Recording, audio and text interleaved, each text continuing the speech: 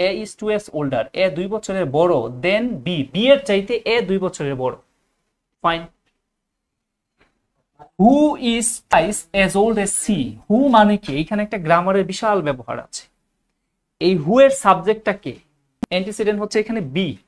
তার মানে তারা যেটা বলতেছে যে B is twice as old as C, তার মানে বি আবার নিজে সি এর কত গুণ? 2 গুণ। এখন বলতেছে যে ইফ, যদি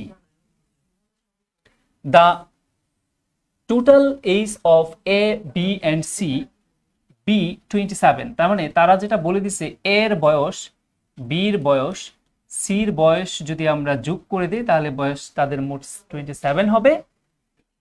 the how old is B, তার মানে বি এর বয়সটা কত আমাদের কাছে সেইটা জানতে চাওয়া হয়েছে। এমডি মাসুদ রানা বলেছেন, স্যার আজকে বিকেলে সাধারণ জ্ঞানের যে ম্যাডামের ক্লাস হবে।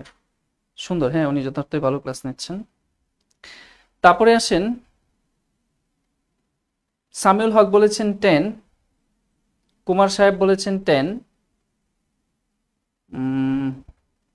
স্যার আমার নাম মাহমুদ হাসান। ওকে, থ্যাংক ইউ মাহমুদ হাসান, আপনার আরবি ভাষাটা পড়া যাচ্ছিল না।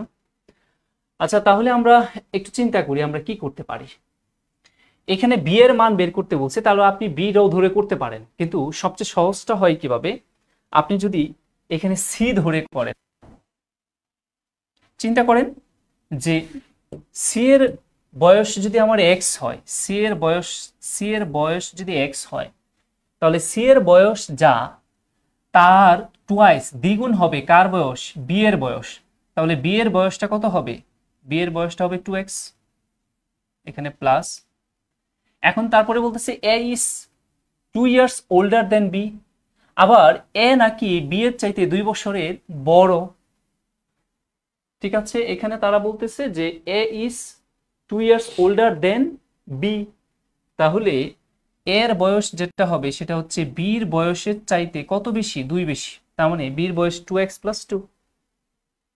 এখন এটা আনসার করলে সমান 27। তার মানে এটাকে যদি এখন আমরা ইকুয়েশন করি, 4 আর 1 কত? 5, আর 27 বিয়োগ করলে কত হবে? 25। তার মানে x = 5 দা ভাগ করলে 5 5 কত? 25, x এর মান 5। এখন জানতে চাওয়া হয়েছিল কার বয়স? বি এর বয়স। তো বি এর বয়স আমরা কি পেয়েছিলাম? 2x, এই যে 2x, বি এর বয়স 2x পেয়েছি।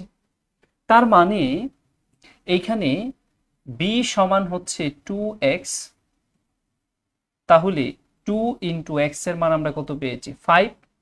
দ্যাট মিন্স আমাদের আনসারটা তাহলে কি হবে? 10। যারা 10 বলেছেন, ইয়েস রাইট, আপনারা যথার্থই বলেছেন। স্বপ্নময় কন্যা ঠিক আছে, আপনি ফাহমিদা ঠিক আছে, নাজনীন নাহার ঠিক আছে, কুন্দ নন্দিনী ঠিক আছে, তারিন ঠিক আছে,